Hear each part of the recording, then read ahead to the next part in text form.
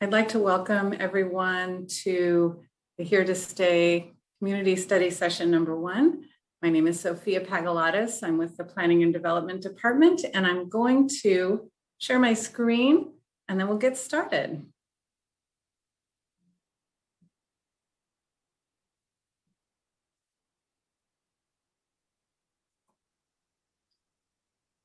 Okay.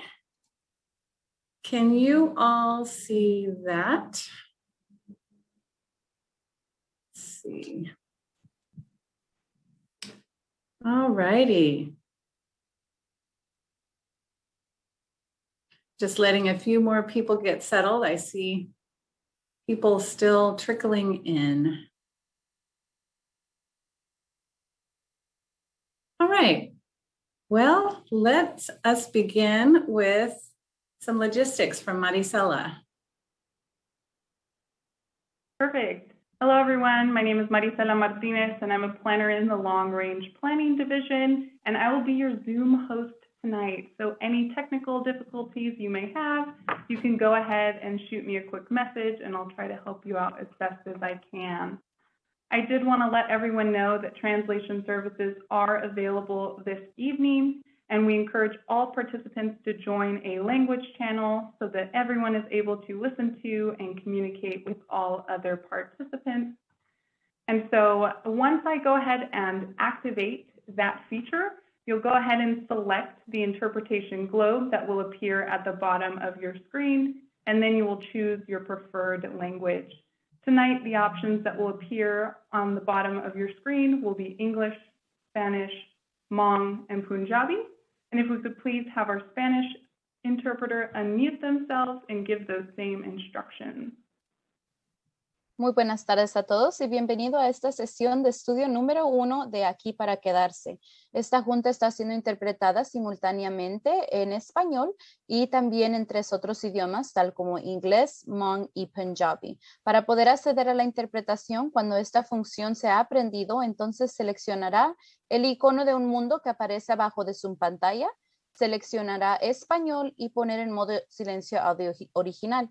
Si usted está por tableta o por teléfono, entonces seleccionará los 3 puntitos que dicen More y en español significa más. Seleccionará interpretación, español y poner en modo silencio audio original. Muchas gracias.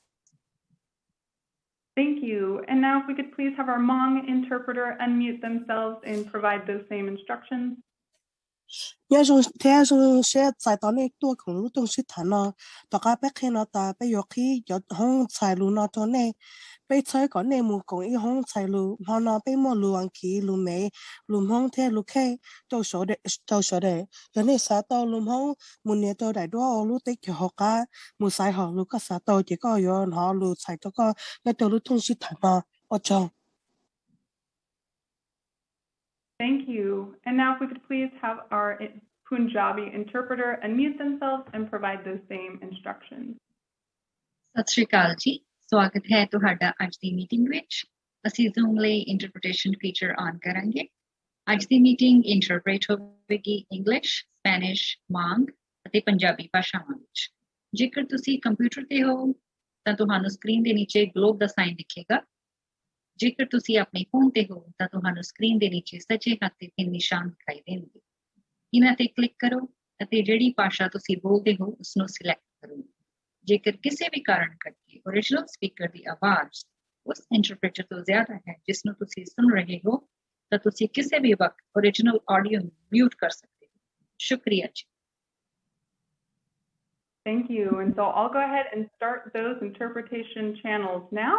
So if everyone could please take a moment and select that interpretation globe at the bottom of your screen and then choose your preferred language.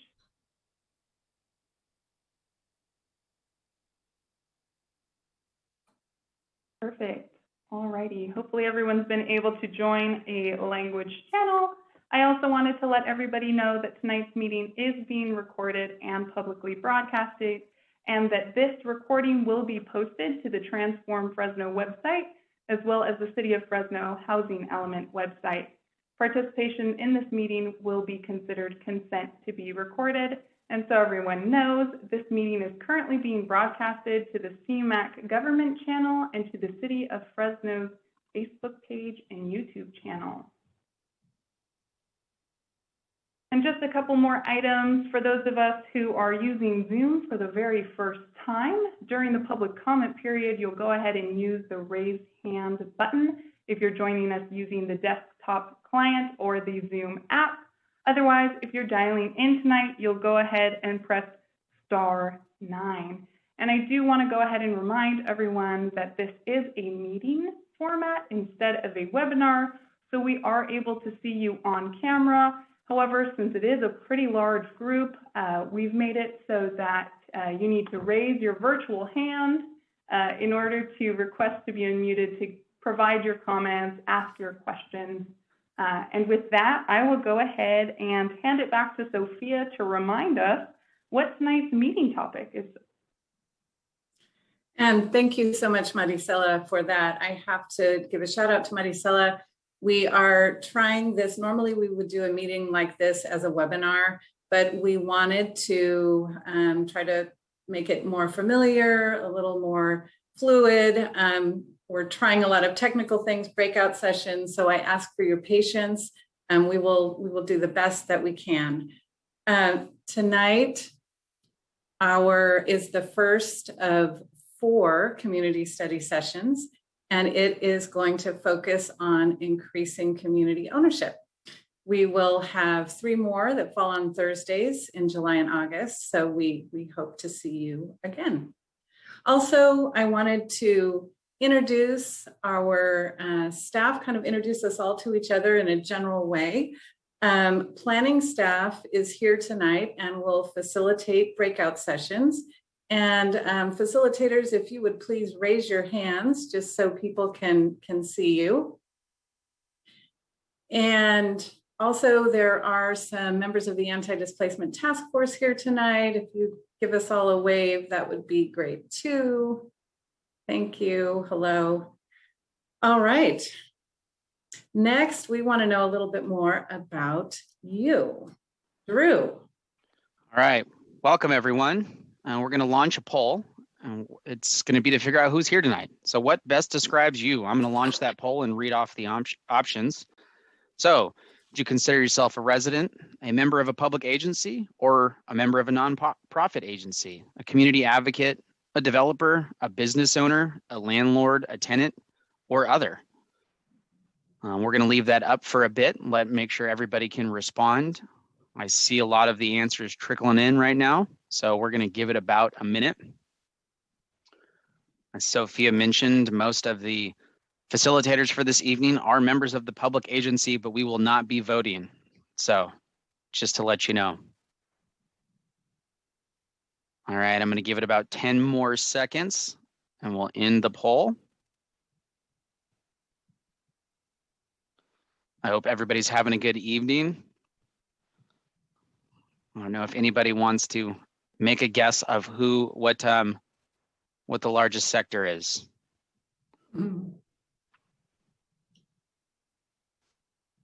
All right, I'm going to share the results. As you guys, can everybody see the results? Yes, awesome. So it looks like we got a majority there of nonprofit agency, 45%, followed by community advocates.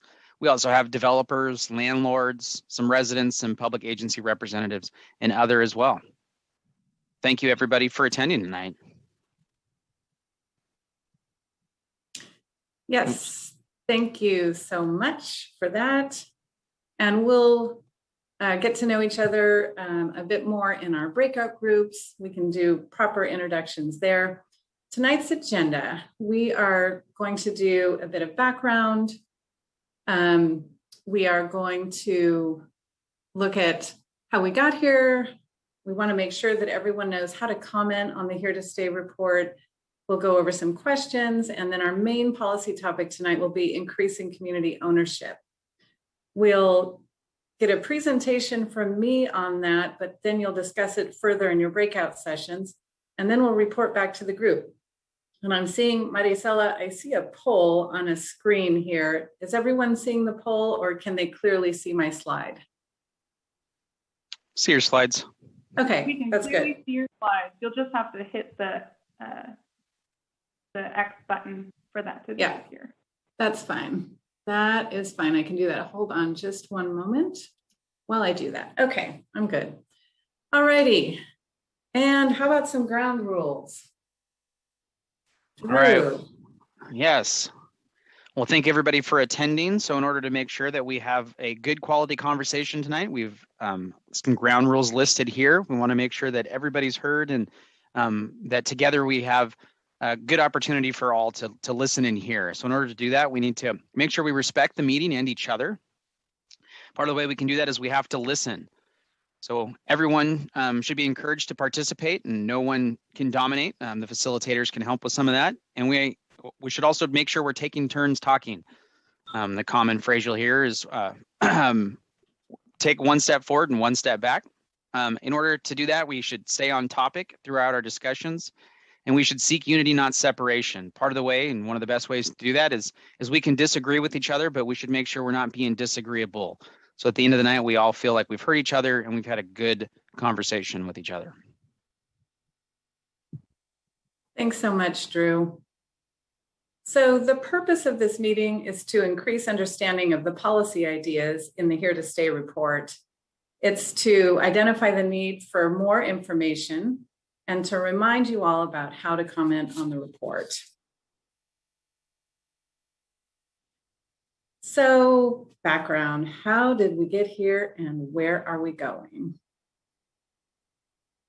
Well, many city plans call for investment in underinvested neighborhoods.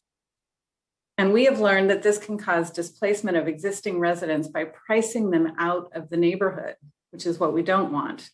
All of these plans, which were adopted since the adoption of our general plan, call for the study of displacement and the adoption of policies to reduce and prevent it. In addition to those plans, Transform Fresno also calls for a displacement avoidance plan. So the city commissioned the Here to Stay report to study displacement and recommend policies to reduce or prevent it. Written by the Thrivance Group, it contains 46 policy ideas, and we'll be going over 8 of those this evening. There was quite a bit of public outreach that went into the report. Even though most of the information was gathered in 2020 during the coronavirus restrictions, hours of public engagement occurred between the Thrivance Group and community residents. Also, the focus of the outreach was in the Transform Fresno project area. However, I've been asked the question, where would the proposed policies apply? And the answer really is, it depends. Many of the policies, in order to be applied effectively and fairly, would need to be citywide, but some of them could be focused where needed. So how do you get your hands on the Here to Stay report? I'm imagining that most of you have already obtained a copy, but I want to make sure. So it is available on the Transform Fresno website here at this location, and it's available in English, Spanish, and Hmong. In addition, the website offers comment options. You can send an email to transformfresno@fresno.gov. You can write a letter and send it to this address here. And there's also a survey that pops up online with the report that we would love for you to fill out when you feel ready to do that. This report is now in a public comment period, which ends on August 26th. So that's your deadline to make public comments, and we really hope that you will do that. This is just a little snap of what the survey looks like online.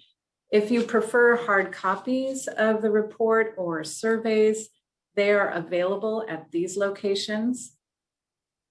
And you can always contact me if you need a hard copy. My contact information will appear at the end of our presentation. So what happens at the end of the public comment period? Well, what will happen is the comments that have been provided will all be organized and analyzed and considered by the Anti-Displacement Task Force. Let's see. After the task force looks at it, and that will be likely in September or October, the Anti-Displacement Task Force will identify priorities and then make a recommendation to the Planning Commission and the City Council. They will then consider the item sometime this fall, and most likely there will need to be a policy development period prior to policy adoption, because right now the policy ideas are really in an idea stage. They are not, all the details are not there yet. So it would be most likely that any policies that the City Council would want to pursue would need to go through a development period. So I'm going to pause actually right there before we go on to the next segment and just ask if you have any questions, I'll go back to that slide. Any big picture questions that anyone has at this point?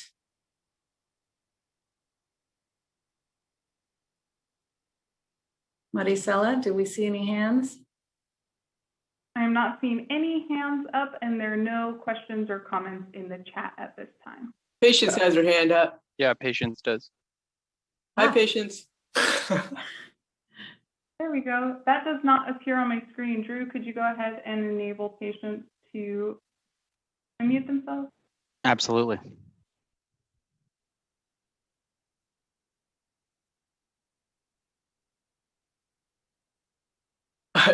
It's coming. We're trying. There you go. Okay. Okay, usually it's totally on me that I'm speaking into a void. Thank you. Just my question really is, what is the timeline? I see that it looks like the policy development period is 2 years long. And I'm thinking about all the federal and state money that is flowing into communities to solve the kinds of problems that the Here to Stay report is intended to address. And is there no way that we can compress this process so that we've got policies that will meet that money and put it to work in a more expeditious way? I would say yes, Patience. The periods that I put on the timeline were a range, so that there could be many policies that could be quite feasible to implement sooner, and maybe even the tough ones could be implemented sooner. I'm just kind of wanting to let the participants know that it's one thing to decide to pursue a policy, it's another to actually get it ready for adoption.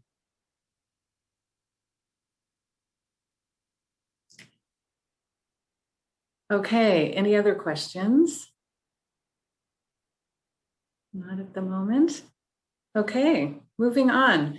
Now we're going to start focusing in on our topic for the night, which is a policy bundle of 8 different policy ideas that would increase community ownership. And those are here on this slide, and I am going to go through them with you briefly, and then you will take them up in your small groups. So the first one is a community land trust. These are structures for creating affordable home ownership and maintaining affordability over the long term. Community land trusts are usually run by a community board, and they are either a nonprofit or a quasi-governmental entity. Typically, the way community land trusts achieve affordability is that they maintain ownership of the land, but the homes on the land can be purchased at a discount. There are at least 16 community land trusts in California and 270 in the United States. And we have a video to show you. It is just 1.5 minutes long. And here we go. If somebody could give me a thumbs up that you can hear it and see it when I press play. Here we go. or CLTs, are nonprofit organizations that acquire, We can hear it. own, and steward land Great. permanently for the common good. The most common CLT land use is housing, but retail, office, and a variety of other uses are possible. CLTs give formal decision-making voice and power to local community residents in determining land uses. Here's how CLTs make home buying affordable for families in their communities. First, the CLT builds or buys homes using one-time public or private investment. Next, the CLT sells just the home to a low-income buyer who qualifies for a mortgage, and the CLT keeps the land, holding it in trust for future generations of home buyers. In return for being able to buy a home at a discounted price, the family agrees to pay it forward and sell to another low-income family at a price they can afford. The CLT manages the sales process, ensuring that each home-buying family builds some wealth from a predetermined, limited amount of the sales proceeds. In this way, the one-time public or private investment in CLT homes makes lasting affordability a reality and stabilizes communities. And CLTs benefit the larger community too, as they preserve and protect housing for long-term residents, helping to build stronger, safer, and higher quality diverse neighborhoods, contributing to greater educational attainment, employment opportunities, and health outcomes. Visit groundedsolutions.org to learn more about CLTs today. Okay, that was our first policy idea. The second one is a civic engagement fulfillment center. This would be a new way to do outreach for city projects that would rely more heavily on community-based organizations and resident leaders. The community-based organizations and resident leaders would be certified as on-demand engagement and public education facilitators to be dispatched to projects as availability permits. The center would receive city resources to ensure long-term sustainability. This would improve communications and trust. The third item tonight is expanded anti-displacement task force oversight. So most of you are probably aware that the city established an anti-displacement task force in 2018. It is currently staffed by the planning department. This item recommends that the staffing be broadened to include staff from various city departments. It also asks that resident leaders from displacement impacted neighborhoods be included on the task force, that the task force take a more active role in civic engagement, that it submit budget recommendations and initiate a resource pooling system, and that it focuses on giving community members more control over land and development in their neighborhoods. The fourth policy idea is to increase local hire and living wage. This would recommend that 51% of hours spent on local contracts for revitalization, development, and transportation planning projects go to local residents. It would apply to all construction and consulting contracts over $100,000. A fee would be charged for noncompliance to fund other anti-displacement efforts, and wages paid should be above minimums. A word about this, it does say local contracts because it is our understanding that federal funds do not allow for local preference. So that's just one clarification. The fifth item of consideration tonight is land banks. Land banks are usually nonprofit organizations that convert vacant, abandoned, and tax delinquent properties into a productive use. Land banks can transfer property to a community land trust, so there could be a great partnership there with the community land trust. There are about 250 land banks in the United States. The next idea is civil service reclassification. This asks to consider building in new hiring qualifications for city planning staff to ensure cultural relevance and institutional history. It would consider allowing lived experience to replace some academic background requirements, and also to broaden the experience requirements to include social services, community organizing, arts, and psychology to qualify as relevant experience. Next is a commercial affordability fund. this would designate funds for low-cost financing for small businesses and small-scale property owners. And certainly we've seen some of that during our period of COVID, but we'd still like to hear from small business owners out there what the needs are, if there's a need for some special financing. And finally, our last policy idea for consideration tonight is anchor institution protections. What are anchors? They would be sacred gathering spaces, any beloved place in a community.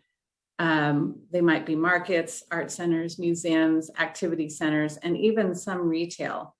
The idea would be to create a special zoning category to protect anchor institutions not currently recognized by the city as qualifying for special designations. This would ensure that new development does not erode a community's cultural assets.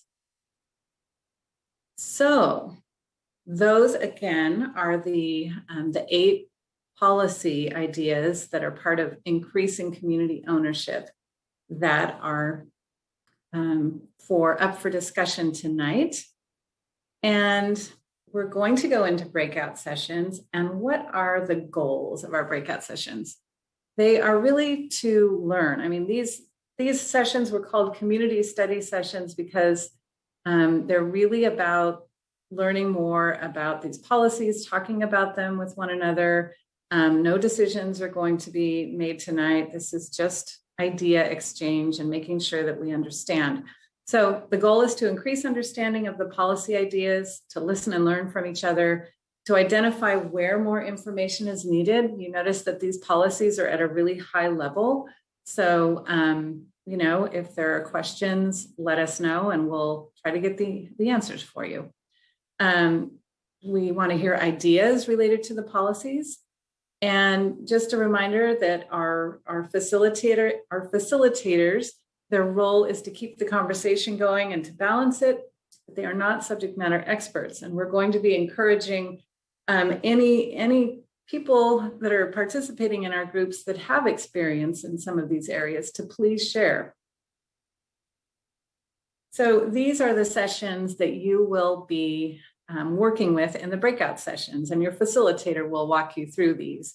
But we're going to be asking, does anyone in the group have experience with any of these ideas? Please share. And then just what are your initial thoughts about these ideas? What questions do you have? And what might be pros and cons for some of these ideas? Our facilitators will be taking notes, and we will also be, although we would like you to complete the online survey to give us your ultimate feedback, we are going to be doing a little poll at the end of our meeting tonight just to see what your top 3 are. So you can kind of be thinking about that as you participate in the breakout sessions. When you report back out of your breakout sessions, we'll be listening for highlights, areas of agreement and disagreement, and questions. So we are about to go into our breakout sessions, and any questions before we do that?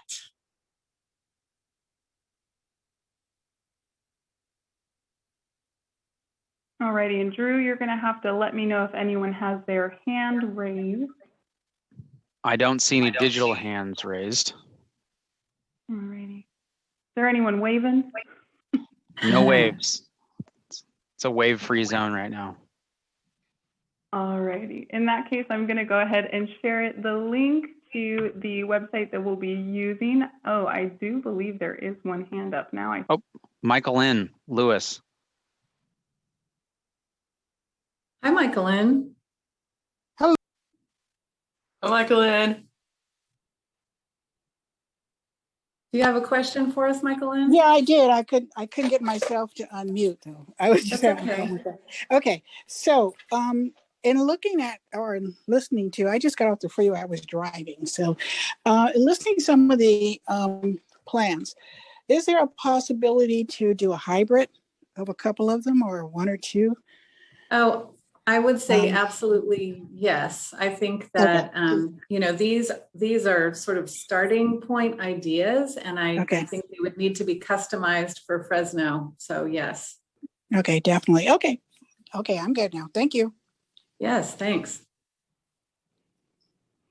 Okay, are we ready to be teleported into our breakouts? Almost. I'm going to go ahead and ask all of our Spanish-speaking attendees to please raise their virtual hand so that I can place you into your breakout room.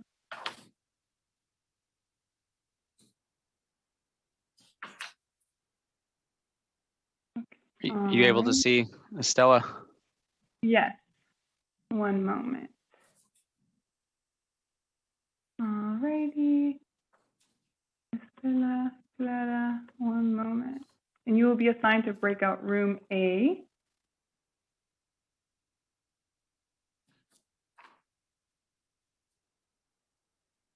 Alrighty. Okay, and now if we could please have our Hmong speakers raise their virtual hand. And Estela and Clara, you can go ahead and lower your hand.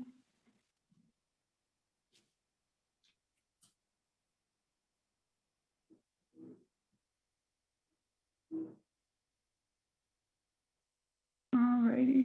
And our Punjabi speakers, if you could please raise your virtual hand.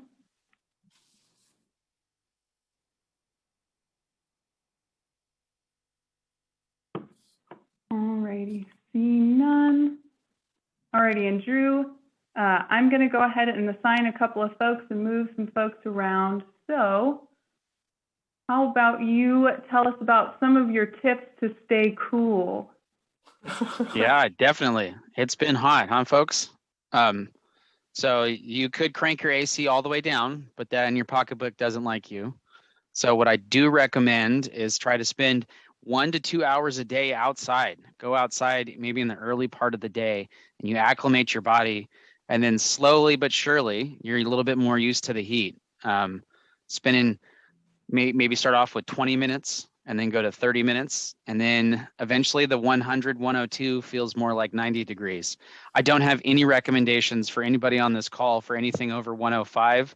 Anything 105 just feels like you're inside of an oven, and you should go inside and put ice on your forehead. I can't give any recommendations for that. Also, go to the local lakes. There's a lot of great little local lakes. My favorite is, and now I'm probably giving away some trade secrets, but Manzanita Lake up near North Fork is awesome. It's a PG&E reservoir, but it's a adorable little lake, and it has a sandbar that goes down the middle. It's a great place to go get a snack, and sometimes going and jumping in the water or dipping your feet in the water is really awesome. And last week, the city of Fresno did open up all pools. Oh, there you go. Fun fact. All righty. Well, thank you. And if everyone could go ahead and grab that link from the chat, you will be teleported into your breakout rooms. I will be broadcasting time checks, but if you're on that Jamboard, you might not see it. So I'll also be dropping into all your rooms and just interrupting to let you know when we are halfway through. And so with that, I will go ahead and open up all the rooms. If anyone has any issues, go ahead and holler, and I will help you out.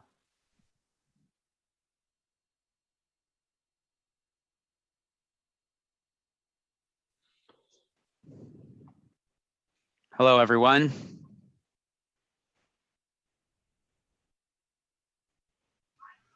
Hi, Drew. Just here. Hey. What I will do is I'm going to throw in the chat the link to the Jamboard. Has everybody here used a Jamboard? No. All right, Greg, I'm seeing no. We will we'll walk you through it. Did everybody see the link? Yes. Awesome. All right, so I'm going to share my screen which is the Jamboard. Can everyone see that? Awesome. All right. So what we'll do is we'll do a quick round of introductions. Then we're going to ask for some note takers and somebody who will report back, and then we'll go over the Jamboard, and then we'll get into it. Sound good? Awesome. So with that, I'm going to just start calling people's name. If you could provide your name, affiliation, or anything else you want to share with the group, please do so. So let's start with Greg. Thanks, Drew. Greg Terzakis, Senior Vice President, California Apartment Association. Thank you, Greg. Kim. Kim Huckabee, President Association of Realtors. I'm the Government Affairs Director. Thank you. And is that the real background? It's one of those almost looks fake backgrounds. No, it's real, yeah. That's awesome. Keith. Hi, Keith Berkville, Fresno Metro Ministry, Better Blackstone, Food to Share. Thank you. Tiffany. Hi, everyone. Tiffany Mangum, Fresno Housing, California Avenue Neighborhood Choice Neighborhood Work, and and also generally the Fresno Housing Authority. Thank you. Courtney. Courtney Espinoza, Transform Fresno, and I work for the City of Fresno. Thank you. And CMAC is CMAC. Probably nobody on the other end of that, or they're there, but they can't say anything. So just as everybody's aware, these meetings are recorded. And my name is Drew Wilson. I'm with the City of Fresno. I'm in the Long Range Planning Department. Myself and Courtney will be guiding you guys through the conversation this evening. Can I have anybody volunteer to be a note taker?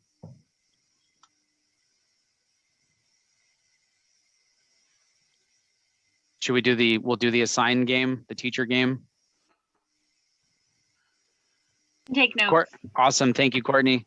And then can I ask for somebody to do a report back? Preferably a community member if possible. Keith, Greg, Kim, Tiffany. I volunteer Tiffany. Oh, you're so funny. I'm sorry. I'm multitasking. I'm sorry, getting ready for a board meeting.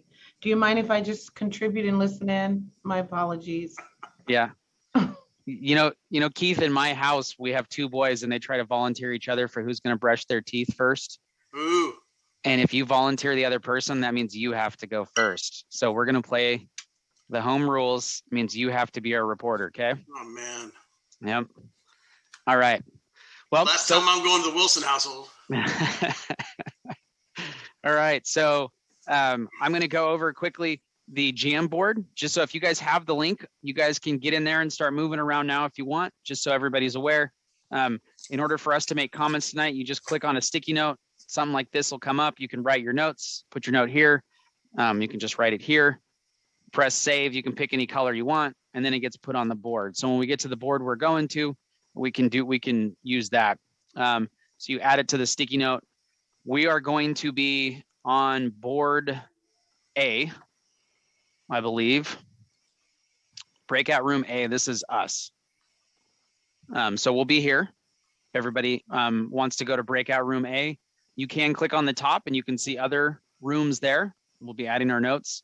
And just so everybody's aware, the community ownership policies we'll be speaking to tonight are the ones that Sophia mentioned. They're listed here. So if you need to go back, you can hop on over to slide number 2 and look at them if you'd like. Has everybody had a chance to read the document? There will not be a test, or at least browse through the document. Awesome. Thank you. All right, so we're going to be in here in A. As mentioned, there's kind of 3 general questions. If there's a consensus and you guys want to go in order, we can do that. But if there's other ideas, I'm open to hear them. So the primary questions we want to report back on is anyone in the group had experience with any of the community ownership ideas? If so, please share. We want your initial thoughts on the community ownership ideas that are presented. If you guys have any questions, if we don't have answers, we will be creating kind of a FAQ or follow-up document that we will send out to everybody who's here tonight. And then if you believe there's any pros or cons that you can foresee on any of these ideas. Now, should you guys think we should tackle them one by one, or should we just start throwing out general thoughts and opinions?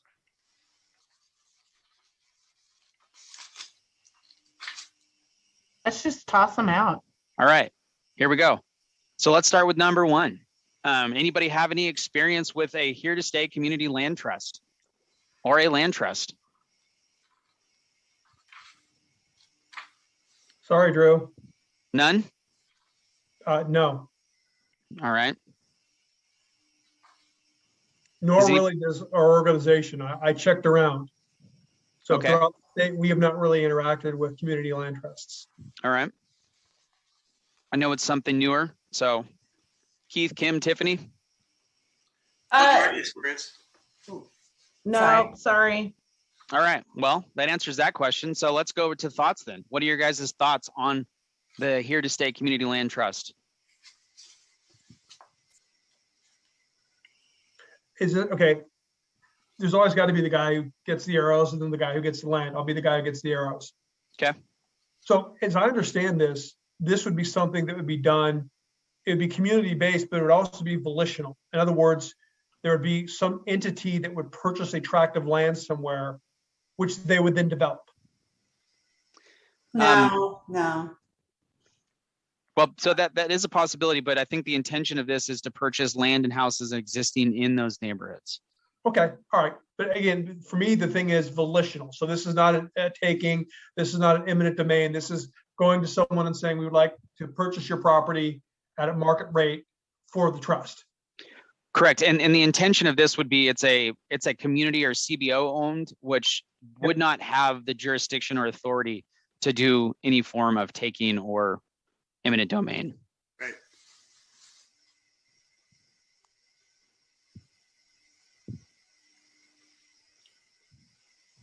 Anybody have thoughts on a Here to Stay Community Land Trust? I think it's one of the tools that are needed Okay. in order to work on affordable housing for people that don't want to have an equity interest that would appreciate rapidly, like we've seen last couple of years. People are satisfied to live in a home and not experience a lot of appreciation, but they'd have a good home. That's a great comment. Thank you. Keith, are you familiar with where this has been done, either in California or elsewhere? There's a number of them in the Bay Area. There's like 200 and 300 of them across the country, and they're all voluntary. And what they're basically doing is trying to freeze, not freeze, but really slow down the appreciation. And then there's a clause in the trust where if you sell your house, you're only going to get a certain percentage gain on it, so the next person comes in can buy it at a fair price. So it's not for investors. It's for people who want to live there, for a long time and aren't really too worried about gaining equity or wealth creation out of their homes.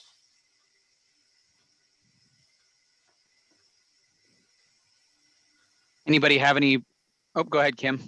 So would presumably then, if this is property that would still be purchased, there's no taking, no eminent domain, all that kind of stuff, then to be able to utilize this as a tool, it would maybe make things easier. Would we bypass some requirements to, permitting, things like that? I mean, what makes it enticing to want to do this? If you're a community organization or anything. So Keith, go ahead. I say you have to have a goal of either preserving or building affordable housing that has a more permanent structure to it. A lot of affordable housing goes away after so many years, right? So this is an idea of keeping it in perpetuity and somewhat well below inflation. So your goal has to be, giving people, high quality, safe shelter without, the point would be that you're trying to maintain a certain affordability. So I don't think there's no investment thesis. It's community benefit. Thank you. So the person would then, Keith, if I understand you correctly, be happy and willing to trade capital appreciation for stability. Yes. Okay. That's the trade-off.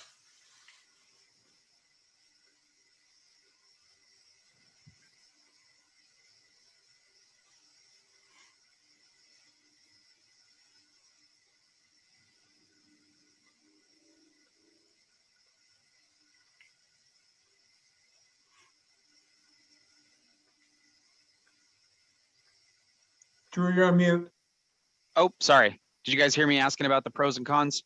No. Oh, does anybody have any thoughts on what some potential pros and cons could be for this idea? No, I mean, I think the pros are pretty self-evident. If people are willing to enter into this type of an agreement, it's going to create a stability, I think, to Keith's point, where people are going to be there realizing that, okay, I may not see, what is it historically, Kim, 7-8% over a long period of time of appreciation of an annual return on my investment, but I'm okay with that because I'm not in this to try to, turn the house in 5 years or 10 years and take the capital gains exclusion. I want to be part of this community. And by doing that, it would seem to me, keep the speculators out in the areas in which a land trust is formed. I mean, that seems to be the end goal here, doesn't it? That, to keep people from coming in to try to make 20%, 30%, riding it up market in 18 or 24 months. So, since they know that their returns are only going to be, I'm going to use just the number 2% a year, they're going to go look elsewhere for that investment opportunity. And essentially the people moving in there would be those who want to stay and figure we're going to be here forever. So I don't really care. The only question I would have is how does this work through, like, for an estate? A family owns it. The mom lives to 92. She finally passes away. There are 3 kids. How is it sold then? Are there, the same restrictions on return are there? Is that correct, Keith? I'm not sure of the particulars. It's a really good question, Greg, but the point would be is they don't own the land. They only own the building. And then there's restrictions on how much they can sell above, what the ladder is. So, I don't know if the family has a right of first refusal, or if the occupant dies, it just moves on to the next, purchaser based on the contract. Okay. So again, I don't want to talk too much, but this kind of reminds me of like up in Pinecrest, the cabins there, they're on 99-year leases. You don't own the dirt. And so that gives the Forest Service the latitude to say, no, you can't paint your cabin bright pink. This in some ways sounds similar. Would that be correct, Keith? I think it could be. I think the motivation here for a lot of folks is when you look at the average inflation adjusted wages for people maybe below the median in this country, they haven't moved very much for 30 years, right? And you're trying to keep people where their cost of housing is 30% or below. And so this is just achieving that particular community goal in this particular structure. It's not for a whole city, obviously. It's meant for, getting this done in places where you can get it done. It's part of a big toolbox. It's just one tool in a big toolbox. Yeah, I think that's my sort of initial thought too, is that, it seems like, bottom line is we have a housing crisis, right? And this is it seems so far, from what I've heard, that it is another tool to increase housing. It makes sense that it would have started in a place like San Francisco where, they really have a difficult time with housing and affordability and all that kind of stuff. Yeah. So I realized, sorry, I messed this up. We're not supposed to be in A. So we should be in D, just so everybody knows. I just got a message. So this is not Drew's group. I'm going to take that and we're going to move to D if you guys are there digitally with us. But continue the conversation, please. So we're at slide 12. And you can cut and paste Control X, Control V, Courtney. All right, do we have any other? Tiffany, go ahead. No, I was just going to take a second of privilege and laugh really quick at you, Drew, but it's Please okay. do that. Sorry. Please do Carry it. on. All right.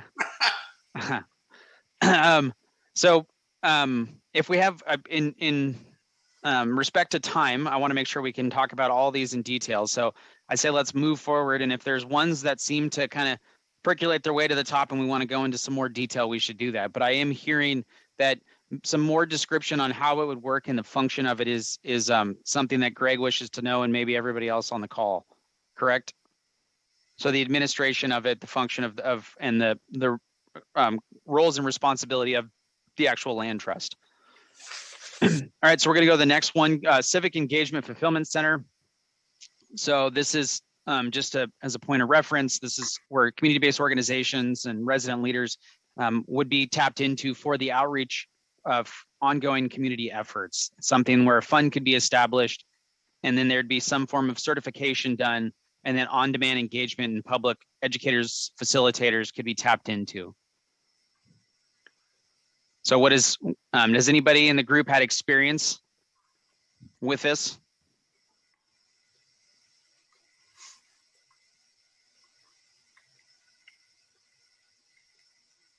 I would say I haven't had direct experience, but I would say that, the city recently has taken this on without having a list or certified. We have been working with more community benefit organizations, which I think is definitely been beneficial to the substance of our outreach recently.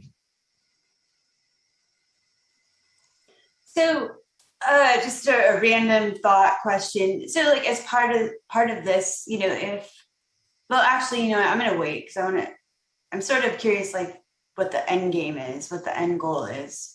So then that's a question. So if you have a question, then your question is, what's the end goal? Mm-hmm. What are we trying to achieve by establishing this? I think it supports community benefit organizations, but it also, you have those organizations that are already on the ground working with the residents and the neighbors and the other stakeholders in the specific area in which you're studying or have an ongoing project. And so partnering with them is just obviously efficiency, and then the detail and the trust you're going to have is going to be a little bit easier because you're being kind of paired up or connected through an organization that's trusted. Okay, thank you.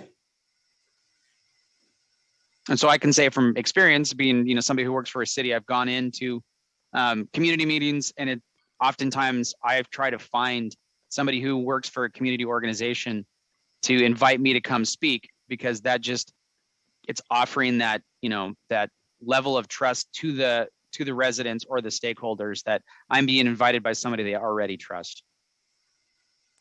So even for like a workshop like this, where we have about 40 people, this would be a way we could really increase participation and have people that are sort of involved, and we would really have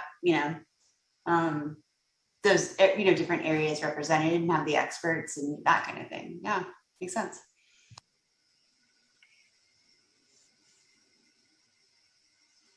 We have another member to our group. Eric, welcome.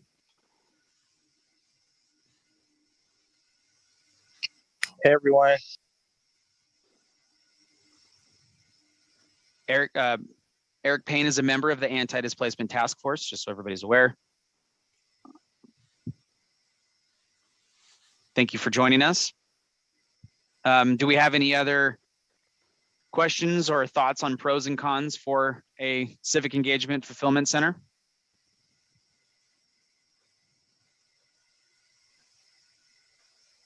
Keith, I find it odd you're being quiet on this one. No, I'm just trying to kind of digest it. I could see where being a more formal appendage of a local government would eventually cause co-optation.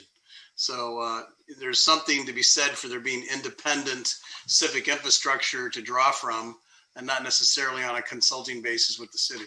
There's also expertise in certain groups and geographies where the city needs them, and maybe it's really appropriate for them to pay those CBOs that are working there.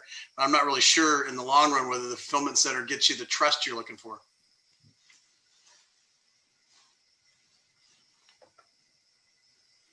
It's a great point.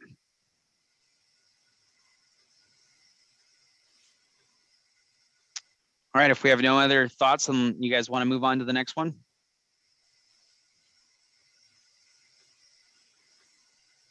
All right, so next is expanding the Anti-Displacement Task Force oversight. So the current Anti-Displacement Task Force, as Sophia mentioned, was established in 2018.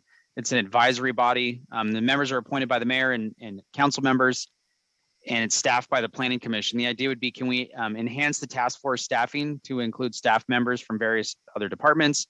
We want to make sure we have, the idea would be to have resident leaders from neighborhoods directly impacted by displacement burden and pay them, so give them a stipend, take a more active role in civic engagement. They could submit budget recommendation and maybe even initiate a resource pooling system. And their focus would be on giving community members more control over the land and development in their neighborhoods.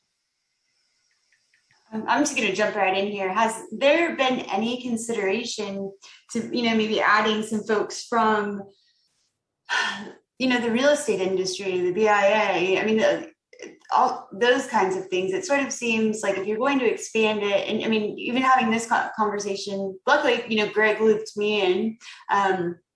But I think there are a lot of folks that have a lot to offer if you are even considering expanding something like this. And I don't see, a lot of those industries represented that could really, play a good role. That's my initial. You don't see those representatives here tonight, or you don't? No, I mean myself and Greg, but other than, we represent. I represent 4,400 members, throughout Madera, Fresno, Clovis, etc. That really have no idea this is going on. And, we are the Fresno Association of Realtors, but also many of them are, investment property owners as independent contractors. They do a lot of investing. And they could actually be really great partners if, they were to be on, a task force like this, or included in some of the decision-making as you talk about expanding it. Just something I would ask that, just talk about or consider. Yeah. So what go ahead. I would agree with Kim. CA in the incorporated city of Fresno represents about 42,000 rental units, about half of what they figure there are. And when I looked at the agenda from, I don't know if it's changed since 2019. It's hard to find much on the city of Fresno's website. Some of these names are familiar because I've worked with them. Patience Milrod and Garcia from Leadership Council of Justice Accountability, obviously Eric formerly from the State Community College, and Preston, who used to be with the Housing Authority. The other individuals, and I don't know them, which, I've only been in Fresno 6 years, but I don't see anyone from, like Kim said, the building industry, a developer. Housing, just period, right? Zippo. And I think that's a problem because in the last couple of weeks, my phone is blowing up from not members, believe it or not, but from developers and from realtors. And, Kim and I were already looped in saying, I got 2 phone calls a day from members. I'm hearing discussions about it, this anti-displacement task force. What is it? Right. And we have, I'm sorry, I just got to jump on this real fast and I'll stop. Sure. But, we all know that we have a housing crisis, right? And, primary driver of that has to do with supply, inventory, cost to build, all those kinds of things. And instead of having, maybe some of those conversations as it has to do with displacement, we could actually be doing something to even damage, the ability to continue to offer these properties as, affordable housing, rentals, etc. And instead, maybe increasing. So I think we really do have to have some of those conversations to get that expertise. There are new legislation that's being passed all the time. Compliance issues. I know we're talking about CEQA in here, which is critical, right, to building. But it's sort of like we're trying to solve something completely in a vacuum without anyone, the people that are doing this day to day, offering housing in our community, our state, and nationally. So one thing I do want to point out is, in the beginning of the report, the Here to Stay, it does have a description of why this report is drafted and the historical reason for it. Also, understanding of what displacement means and what are the levels of displacement that can occur. But as part of the process, we need to have civic engagement. And so we are here today. I'm sorry if if it feels like it's kind of come out of nowhere. It's been an ongoing conversation, and I can understand that, if you're hearing about it now, it feels like you were not engaged in the process. And obviously, as a city, we need to make sure that we're bringing as many stakeholders to the table as possible, right? And so we want to ensure that's happening. But I think, the intent and why some people feel, or why it's been so actively engaged with primarily community members, is there obviously is a concern that there could be potential for displacement. And yes, there is obviously a housing issue, but the concern of these residents throughout Fresno is it something that, as the housing crisis is addressed, are we going to be left behind? And so, I think it's valuable for us all to sit at the table and hear each other. So I'm not saying that I think we all should be sitting at the table and make sure that, what is perceived and what could potentially happen should be heard by all. And we all need to work collectively together. I'm curious if anybody else on the call has would like to make a comment.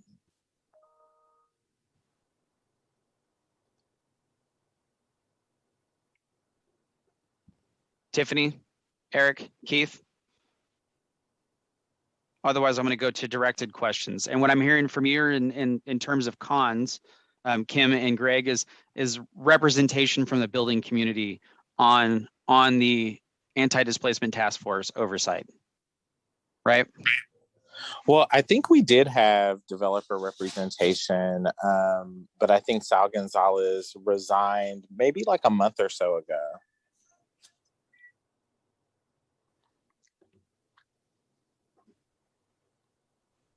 Thank you, Eric.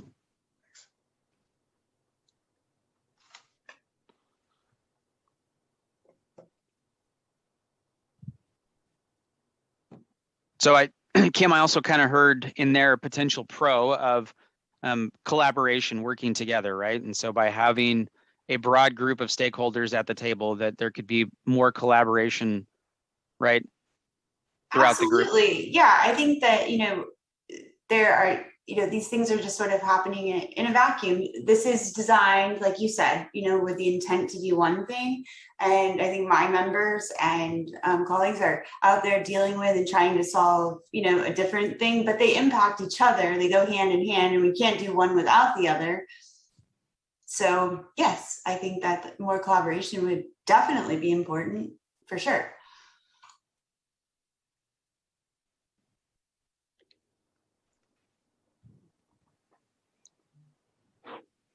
Keith or Tiffany, do you guys have any other thoughts on the expanded anti-displacement task force oversight or questions?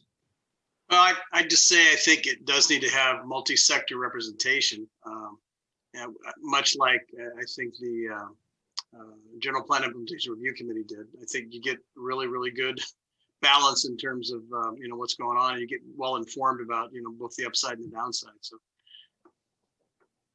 And myself, I'm always an advocate for the residents and for the folks who live and work or are otherwise invested in this area. And so any expanded membership on the task force, I think, should prioritize those individuals. So would that include maybe property owners that have made their properties available, as rentals for affordable housing and things like that inside those communities? That could. I would personally like to see those who actually live and are impacted by the conditions as well, from day to day on that. But yes, property owners as well. Yeah, I agree. I agree with you, Tiffany. There should be strong representation of, underserved communities.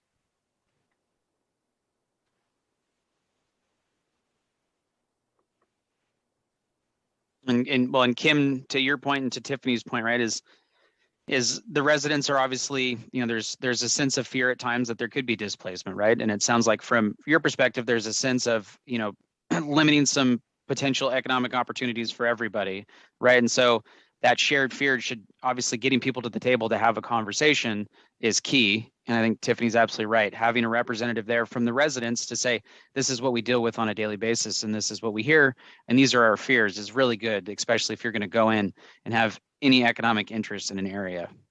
Right. And I absolutely agree with that. I mean, I think the residents don't have an association or any sort of infrastructure. So they, I absolutely understand that. But at the same time, again, I think that if a lot of this stuff we wouldn't even need if we all got in the same room and, try to work it out instead of creating, new barriers and, things that just make it really difficult to comply on our end. So, like I said, I think, and generally speaking, a lot of this stuff really can be worked out with a conversation and, working together instead of just going out and making new rules and expanding oversight on things where there's been no input from everyone in the neighborhood. I think it's a balance of obviously policy, and the kind of interaction you're talking about, Kim. I appreciate what you're saying. I think that we've had a development pattern for 7 decades that have been converting, vineyards and orchards to single-family subdivisions, and what we left behind is urban decay and neglect. and a lot of potential displacement when you start investing again. And that's the conundrum that's really interesting to try and navigate here, is that we've got a general plan that supports balanced growth on the edge and in the middle, and yet the new investment-led revitalization can also cause displacement. Who should really pay for that? Who should really pay for that, especially indirect price appreciation in neighborhoods that are along corridors like Blackstone? Really hard to conceptualize that doesn't belong in the larger development pattern of the city and more of a regional issue.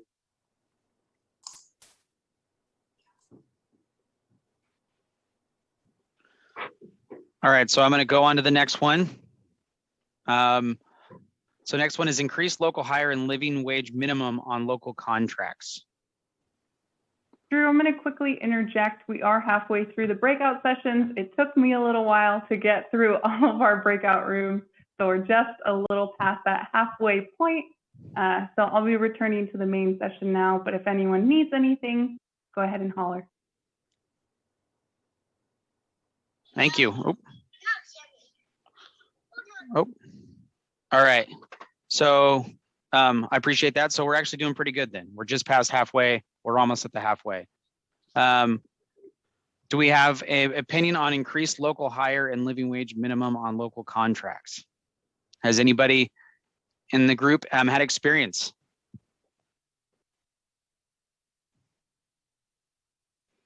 Feel free to, what are your thoughts? Please share.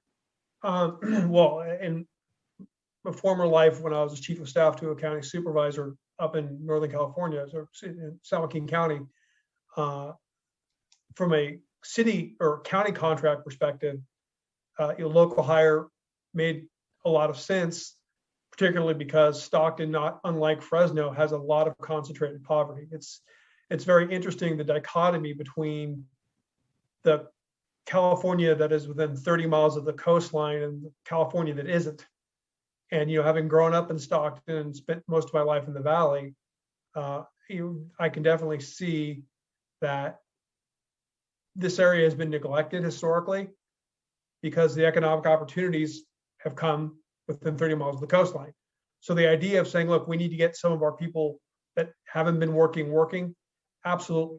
The question I would have with this, the increased local hire and living minimum wage, would that be in general for private and public, or would this be public? Because my concern with private is, and I'm certain Kim could speak to this as well, the costs are already pretty damn high for anyone to do business, particularly in the affordable housing space.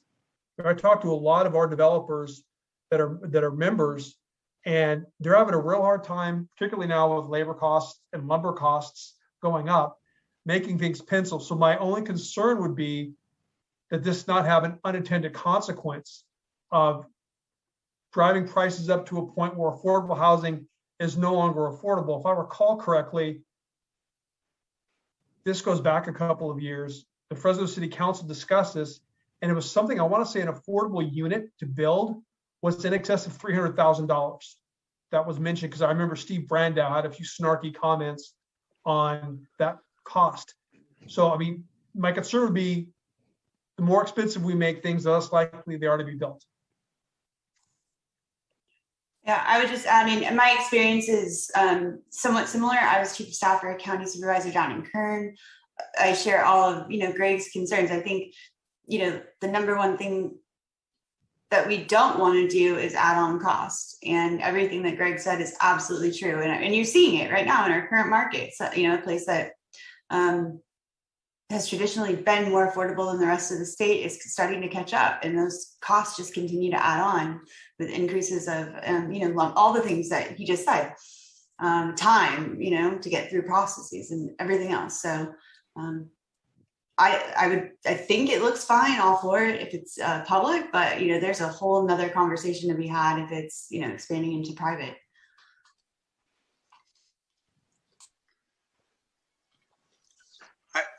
I think this is an issue that we all do need to get in the room and talk about buy local, hire local, all those things. I think we're being co-opted, and I'm a capitalist. I think we're being co-opted by national brands. and we should be pulling together to create more local enterprise and more opportunities for people to be competitive. And that's not meant to be regulatory. It's meant to be a culture of supporting local entrepreneurs and local businesses. Yeah, I agree with Keith. You know, I too am a former chief of staff to a state representative, and I think that we need to be doing our due diligence to really mitigate some of the issues that these high poverty census tracts are experiencing relative to our unemployment numbers. And really, when you look at the disaggregated data across our region, it might be 12% unemployment, but when you get down to the nitty gritty and some of these impacted that are really being impacted by displacement, you're talking about unemployment numbers that are roughly 48 and 58%. And so we're doing neighborhoods that are experiencing this a huge disadvantage. And so I think that there's a lot of value in this particular policy recommendation that could really help mitigate the needs of a lot of our residents. Eric, are you talking about U6 numbers versus U3 on the unemployment? Yeah.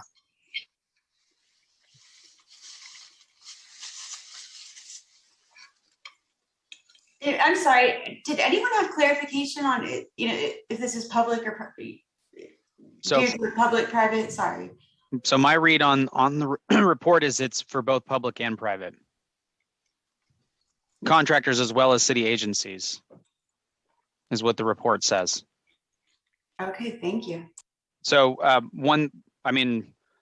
have limited experience, but I did work for a construction management company down in San Diego, and there was a bond measure, granted, so it was public, spent money for this San Diego Community College District, and they had a local hire. One thing they had in there that I thought was wise for them to put in, and I think several of you have touched on it, is that there was a lack of capacity within local contractors to be able to fulfill some of the contract requirements or have any of the necessary experience, which then upped the cost quite a bit. So what they did is they did allocate percentage of the funds based off of the number of local contracts you had. You could pay a fine into it, and some of the contractors, obviously because it was a cost savings, would do that, but it increased the capacity of local contractors throughout the San Diego region.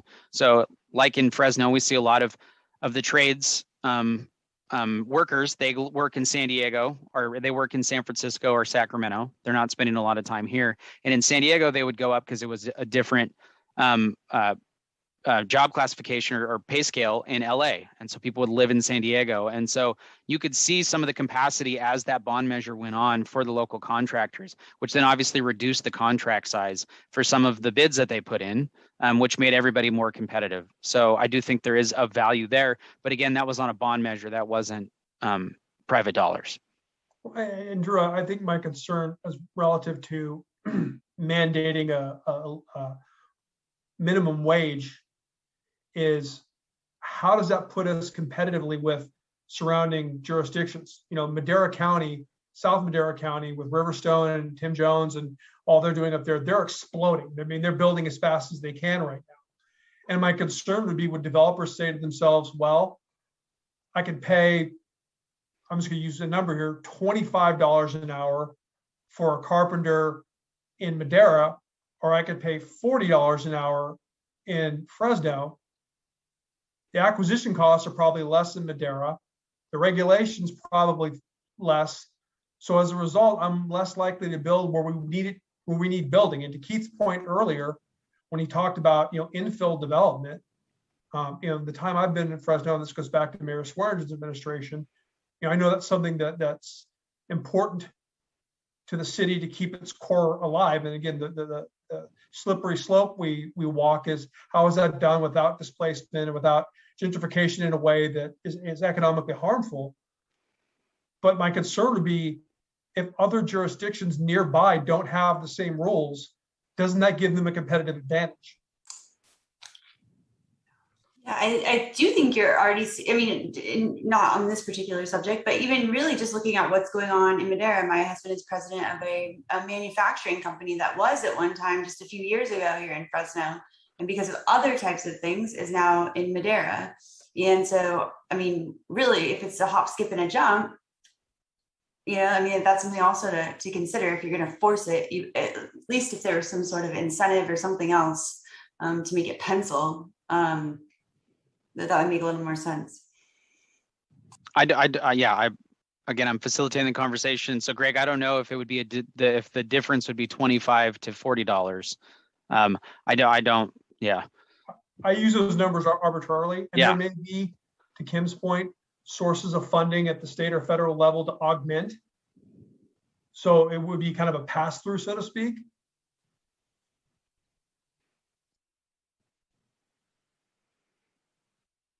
So it sounds like, the concern, the potential con, or perceived con, could be that we're going to price ourselves out of the market, and we're not going to be competitive, and the potential would be businesses and development goes elsewhere. Right.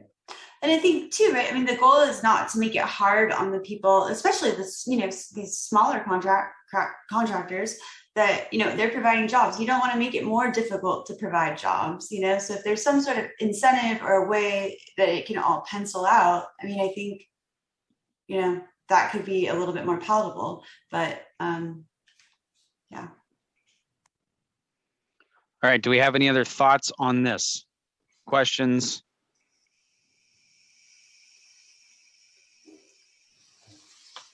If not, we're going to move to the next one. All right. Land banks. Anybody have any experience with land banks? No direct experience, except that really smart suburban developers have done it in Fresno for 100 years. And, if you got the resources, you can buy land pretty cheap and hold it for decades and then convert it at a very lucrative thing. I think we should figure out how to do that, in infill and a number of other things. So we're able to accomplish, it's kind of the same goal as the community land trust, just be able to lower the cost longer term for housing and other development in the interior.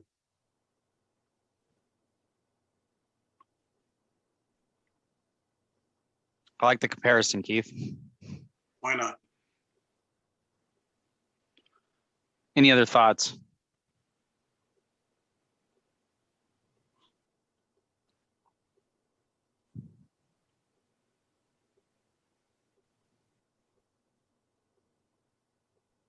Anybody have any questions?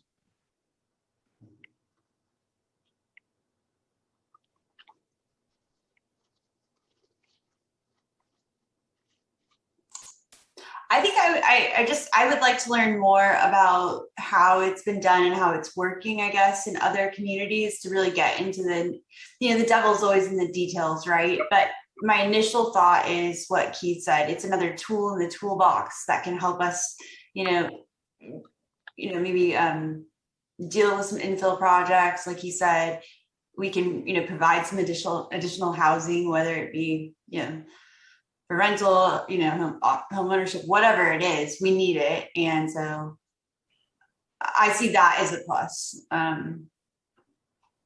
Yeah. So, I think so primarily geared towards government agencies or nonprofits. Again, this would be a part of the pipeline. And as both Kim and Keith said, is another tool. So land banks could then be transferred to maybe the community land trusts, right? And so it's the idea is infill focused. There's 250 land banks in the United States. So, that's a lot, but really comparative, if you pull back, that's not a lot in America as a whole. I would say another pro would just be, the original intent, right? Or sounds like the intent, to get rid of the situation where there's blight and crime and all that kind of stuff. I think we're all on the same page with that. So long as it's, again, not a take or there's no violation of private property rights. It sounds wonderful at, just first glance.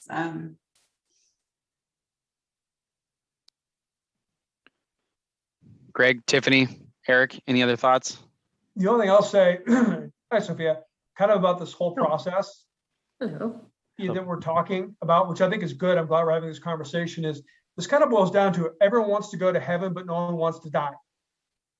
In other words, we see these problems that we need to address, But when it comes to actually stepping up and doing it, it's like, okay, well, that's someone else's job. And I think to Kim's point earlier, like getting industry and getting the CBO groups together to say, okay, let's find a policy that works for everyone. Because again, you know, one cannot drive through Fresno without seeing massive disparities in lifestyle. And the more we can do to ensure that people have a hand up and can get on the ladder, the better we're going to be as a community. I think there's also a moral aspect to it, to be honest, but that's more of a personal opinion. But I think, you know, looking at some of these things, I didn't know we had another page, by the way, so I'll shut up from now on. But I think looking at these things and saying, okay, how do they all fit together in this puzzle so we see what the picture is incredibly important. And I think, you know, that's why I'm glad that, you know, I'm a part of this meeting. I look forward to working with you guys. But yeah, I mean, I think land banks are another good idea that we just need to flesh out in a way that works with the other ideas as well, like a symphony. You know, I just say, and I appreciate what you just said, Greg. If Fresno was further along with non-controversial actions, we'd have a lot less of a problem than we've got, but we just haven't been willing to take it on. We're about 30 or 40 years behind.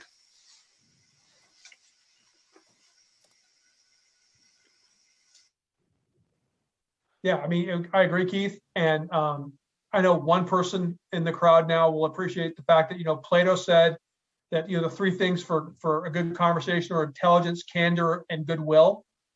And I think, you know, if we bring that to the table in doing this, we might be able to actually move the ball downfield, because even though I'm not from here, these conversations have been happening in Stockton, my hometown. I was born in 1966. Since then, and Stockton's no better off now than it was 55 years ago.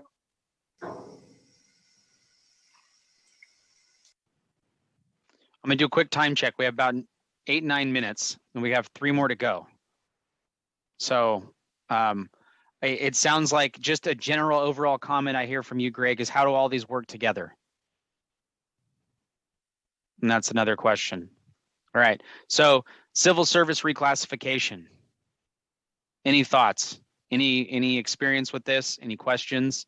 The idea is, okay, if we can build into the hiring qualifications for city planning staff to ensure that they have a good understanding of Fresno's history and culture.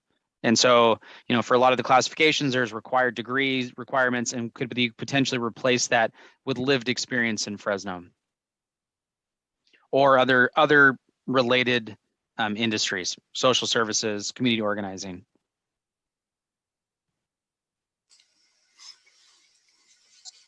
Yeah, I think that's a good direction to go in. People who know the community,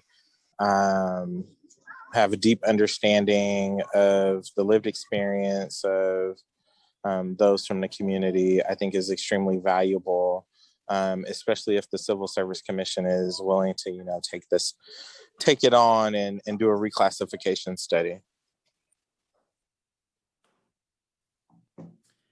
Yeah, you know, actually, I can speak a little bit to that. Actually, it wouldn't, if it's simply modifying some of the qualifications to substitute some experience for academic background, it could be just a change of the job spec, and it wouldn't require, you know, it wouldn't require a reclassification study. But I'm headed into the weeds, and you have other things to talk about. So yeah, as long as they're talented, you know, I think clearly adding that as a dimension. I mean, I put together a Wayfair bench for my daughter last night. You just thought I built a Saturn V rocket. You do not want me working in development. I think the irony, I mean, all this makes sense in so many ways, but if you just go back to the people skills and understanding how to work and navigate community, it seems to me every planner, every public works person, every, you know, on or on should have those skills. That's what we've been missing in our government for a long time, where people are willing to actually get out and get their hands dirty and meet people and relate, right? Not just create compliance with rules.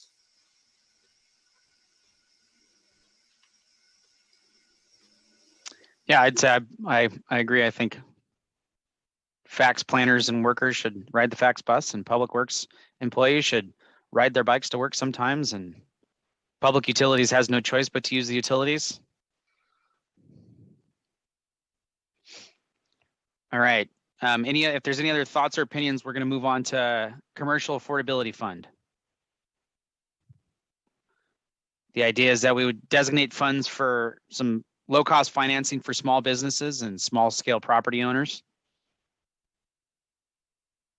I got a thumbs up. That we can do. 2 thumbs up. All right. Any other thoughts or connections? Thoughts or ideas? Sorry, I read a title of an email.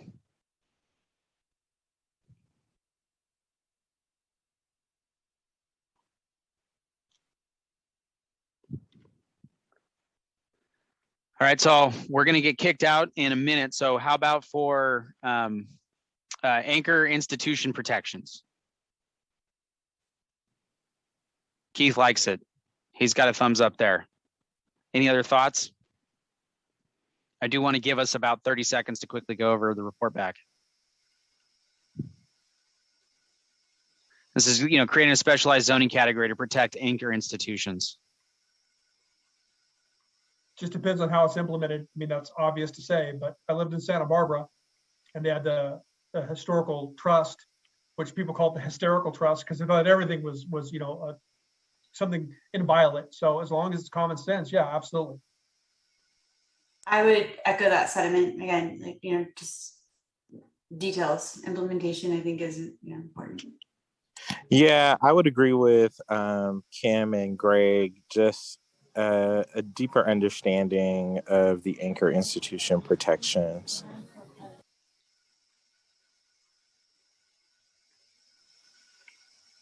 Thank you. Any other general thoughts or opinions to any of the items we went over tonight? Nice job running the group, Drew. Yeah. Thanks. Yeah, I would say that too. I'm glad that Gray, we're here, and that we can have this conversation. It's kind of nice to actually be in a smaller group and have the civil, conversation and throw ideas out. I think we all sort of want the same thing. It's just a roundabout way of getting there. Yeah, I think this has been a great conversation. I wish I could have been here a little sooner. And it's Yes, I can. Okay, good. All right. So like always, Recording in progress. We got kicked off mid-sentence. I'm sure almost everybody did. I would expect nothing less from you, Drew. It was from Eric. Oh. I wanted to give him the space. Well, he was closing it out well. Him either.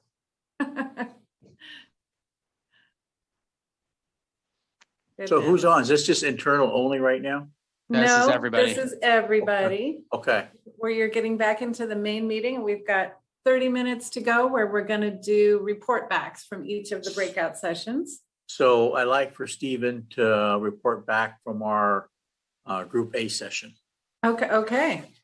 Let's hear it. Stephen, you ready?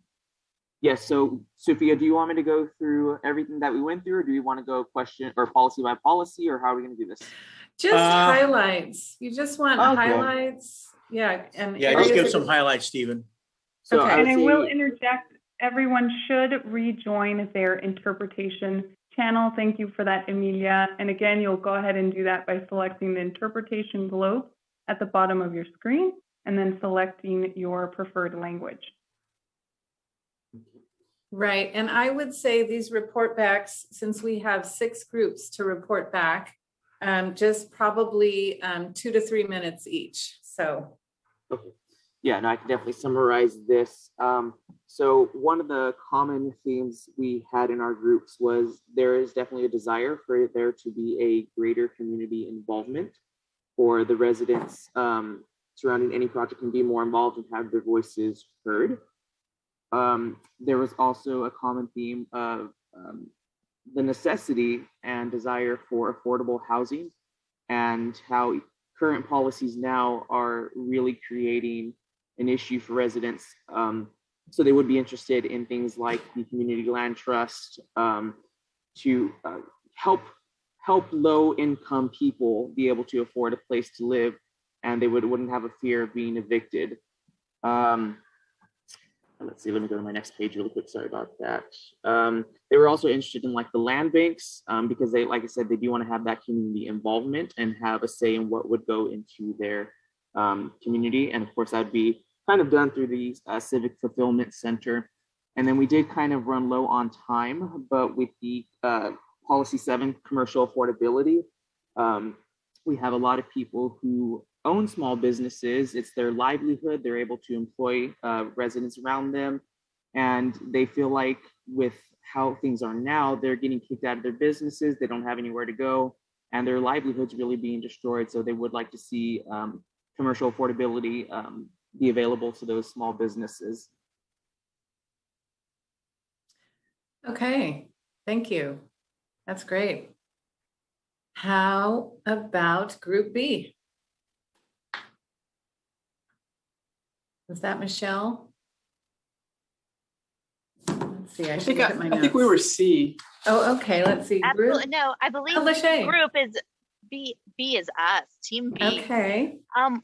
We had a great conversation, and we really came from a diverse background. We had 2 task force members, and we had 3 residents on our team, and we had an opportunity to kind of do a quick high over level on each one. And what are our thoughts on each one? I know we were looking a lot towards wanting to look at other cities and using them as examples. We also came up with a lot of great questions, what would this look like? Or how would it be structured? So I think we did come to some conciseness, and we kind of liked the way that they were organized. The list we almost felt was that priority list. And some of the higher ones on our priority were listed first, such as the community land bank. So that was kind of what our group thought. Great. Thank you. How about Group C? Michelle, that's Michelle. Well, in our group, Jeremy was gonna provide an overview. Jeremy, are you there? Yes, I will need to enable the feature for Jeremy to unmute himself. So Jeremy, give me 1 second. Oh, I just asked you to unmute, so you should be able to. Okay, I think I'm unmuted now. Yes, thank you, we can hear Jeremy. you. Okay, good. Yeah, we had a good discussion on, we kind of just really asked which ones jumped out at the participants, and really focused on those that were kind of greater interest, or we had background and knowledge on. And so I think we talked about the Community Land Trust as kind of a one tool in the tool chest to preserve affordability. And we generally thought that would be a good move to either form one by the city, or have the city actually develop funds that could actually support nonprofit community land trusts happening. So whether it's a preservation fund or some other type of fund that land trusts and other nonprofits could access to acquire properties and finance these properties in a very low cost way, and in some ways kind of a almost forgivable long-term financing for these affordable housing projects. We also talked about number 4, which was increasing local hire and living wage minimum. So the local hire thing, and how do we get not only for city contracts, but also incentivize developers, private developers, to include things like community benefits agreements in their contracts to source local talent and local labor. I think we also then talked a little bit about land banks. Just knowledge is the need. There's a lot of dilapidated, abandoned properties out there, and a land bank could pick those up and get them through the process of cleaning them up and getting them ready for use. And then finally, we talked about the commercial affordability fund, really, again, more around affordable housing, how to finance affordable housing affordably, not so much around like small businesses, but more around like for smaller developers that could access somewhat subsidized funds to be able to acquire and preserve these properties, or even build new properties. So was this? Did I miss anything, everybody? That sounds good. Thank you. And Group D, Sean, if you could go ahead and let me know who is going to be doing the report back, I would greatly appreciate it. So we actually, I don't know if Drew wants to go on this one. Drew, I think you took your name was up, your group's name was up there on D. Oh, for D. It says Drew's group. So we jumped to F. So sorry, there's a little switcheroo there. No, sounds good, Drew.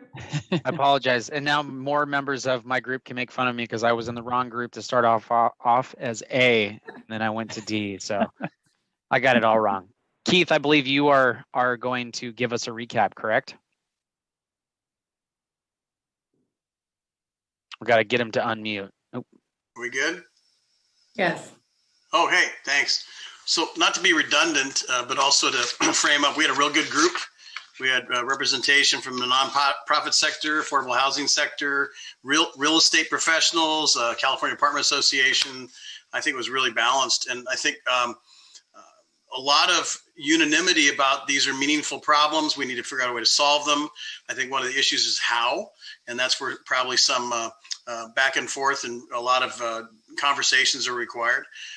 Really like the idea of the land trust. There wasn't really any dissension there.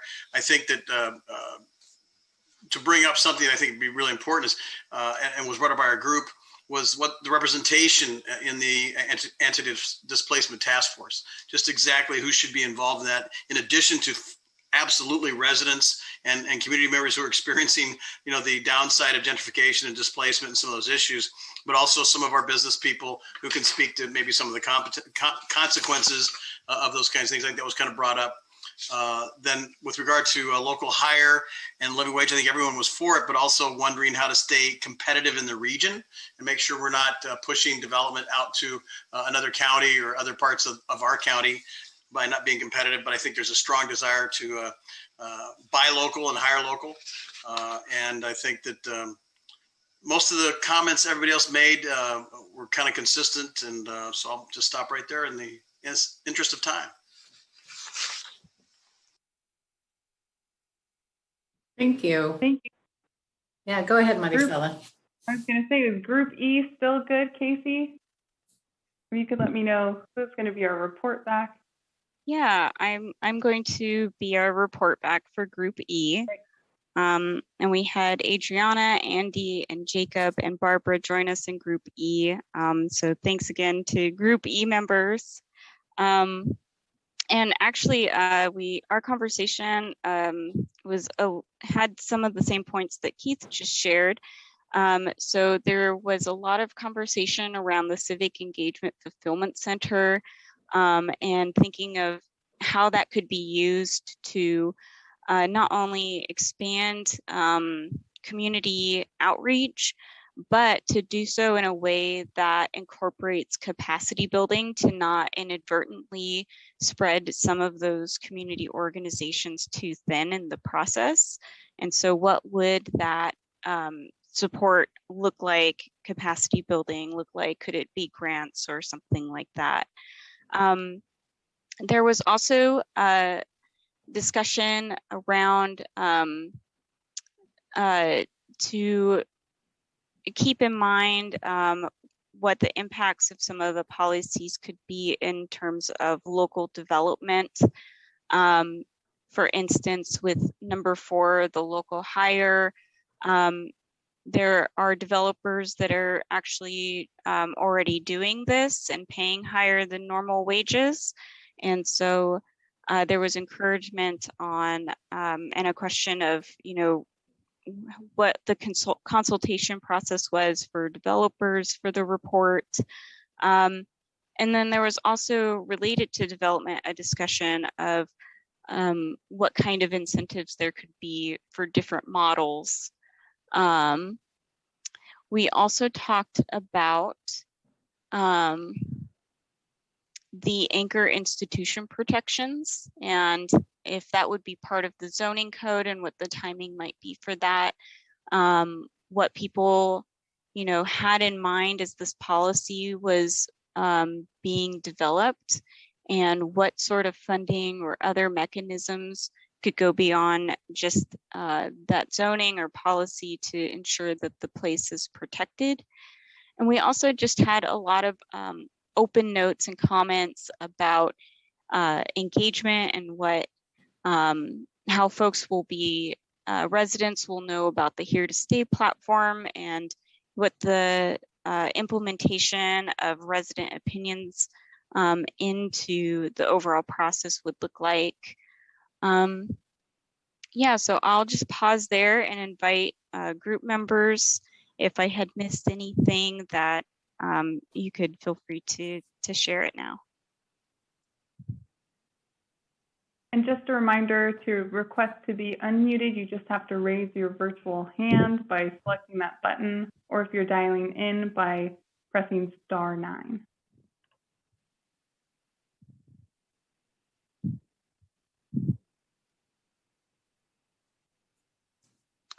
Alrighty. Hey. Well, I don't see any hands up. Does anyone see any hands up?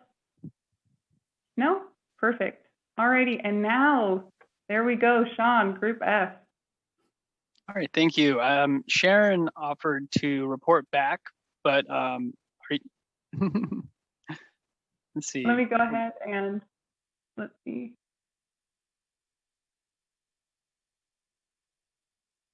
There's Sharon. There you go. Did it do it? Yep. Yeah. You're on. We can hear you. Hey, Sophia. Okay. I'm gonna try. A lot of our conversations, we had Sean, I can't pronounce her name, Michael Land Pico, myself, Dallas, and Daisy. And one of the questions would be, to start this, how would one go about organizing this group in the first place? And one of them suggested that it would either be organize a community group and would come up with a plan and present it to the city council. As to what the people are looking for and what we would like, what we need. Everything we've heard, I think we all went into it, but one of the main things was that to make sure that the people, the residents, are included from the beginning, and this discussion and this model that's protected, and that they understand, first of all, what a community land trust is. This first time I heard about it, so. And the land bank. A lot of people have no idea what this is. So that would be one of understanding, and clarity would be one of the biggest things that would have to go about for people to trust this.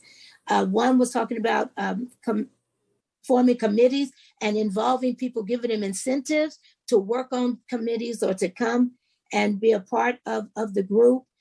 Community leaders usually think they know what people need, but in fact, they don't know what the people really want or what they need. So they have to listen. And you really have to listen to what the people are saying and not just what a design says they need.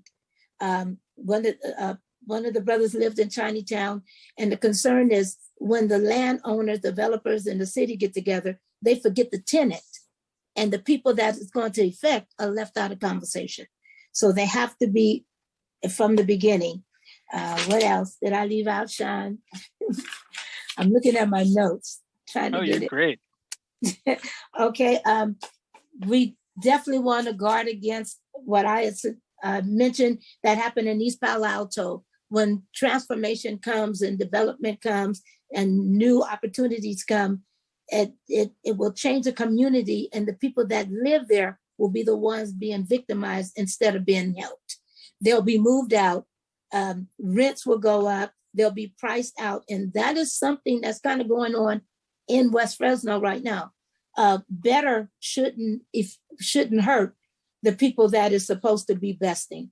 So we want to make sure that our community stays intact as it's being transformed.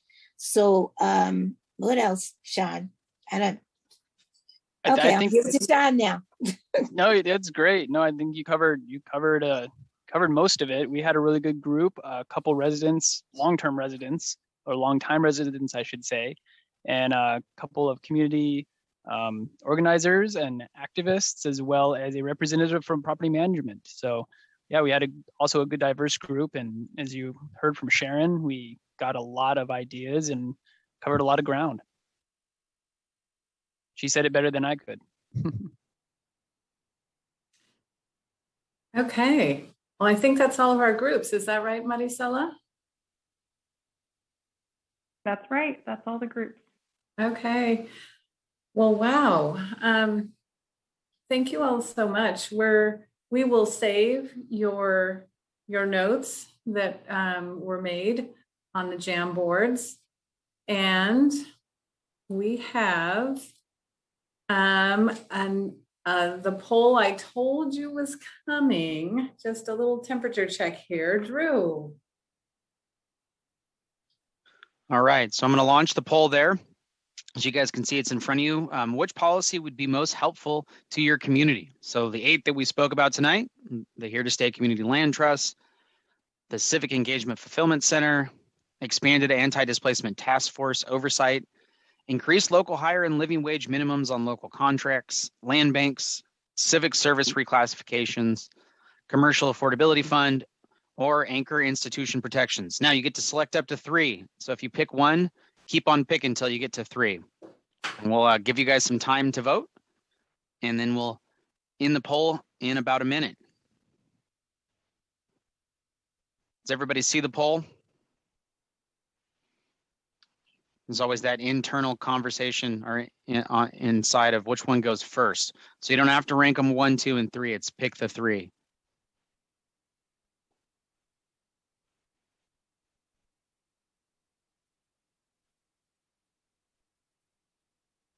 I hope everybody had a good conversation this evening. Sounds like everybody had a good conversation. That's what we were here to do. So thank you for abiding by the ground rules. We appreciate that. We didn't have to 86 anybody. It's always a good sign. All right, we're going to give it a couple more seconds and then we're going to end the polls. If you'd like, I can continue and I can count down from 10. There will be no fireworks show on this Zoom, just to let everybody know. 10, 9, 8, don't feel pressure. 7, 6, we're almost there. 5, 4, 3, 2, 1. All right. Share the results. All right, looks like the Here to Stay Community Land Trust definitely is winning out, followed by the increased local hire, living wage minimum on local contracts and land banks, followed by the expanded anti-displacement task force, civic engagement fulfillment center. Oh, I guess the commercial affordability fund. Yeah. Thank you. Thanks, everybody. So that was just to kind of check. I think that kind of matches, I hopped from group to group, and definitely it seemed like there was some kind of commonality among the groups about interest in and support of a community land trust. I understand that there is a community land trust that is underway in Fresno right now. I discovered that in my research about that. So I will try to provide more information about that in these conversations. And let me move on to, actually, I'm going to go back for just a minute. What I wanted to encourage you to do is, this was a poll for our conversation tonight, just to kind of see where we ended up. But I want to remind you that we would really like you to fill out the survey that is online at the Transform Fresno website. After you've had a chance to review all 46 policies, that's when you would fill out that survey. So just wanted to remind you about that. I also wanted to mention the city's emergency rental assistance program. It still has resources. It is still available to assist if needed. The phone number is here, and this is the webpage. Finally, I wanted to remind you that our next meeting is next Thursday. We will have double the number of policies to talk about, and we'll have to figure out how to do that in an orderly way. But I really appreciate you coming tonight and participating. And in our last, I guess we have about how many minutes left? Like 5. I'd love to hear just feedback about the meeting itself. Do you think this was a good format, a bad format? Let us know. What did you think? Anyone? And folks will need to raise their hand or dial *9.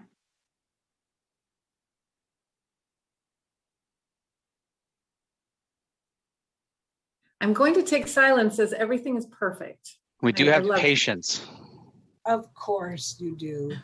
I just want to say thank you. You guys did a beautiful job. It was beautifully organized. It gave lots of people an opportunity to talk and express their opinions. I thought Lachey did a great job in our breakout session and really made sure everyone got to participate. And so 2 thumbs up and thank you.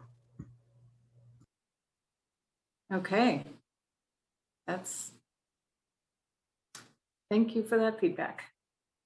Anybody else? Okay. Any hands up, Marisela? Just one applause from Grecia. That's all I'm seeing as of now. And 1 comment in the chat from Dallas. Breakout sessions were good. Oh, that's great. Thank you so much. All right. Well, I think that means we'll probably stick with this format. And thank you so much for your participation. Thank you, staff, for your wonderful facilitation. And if you have questions, there's my email. And again, to get your hands on the report and the surveys and all that, it is right there, transformfresno.com. So with that,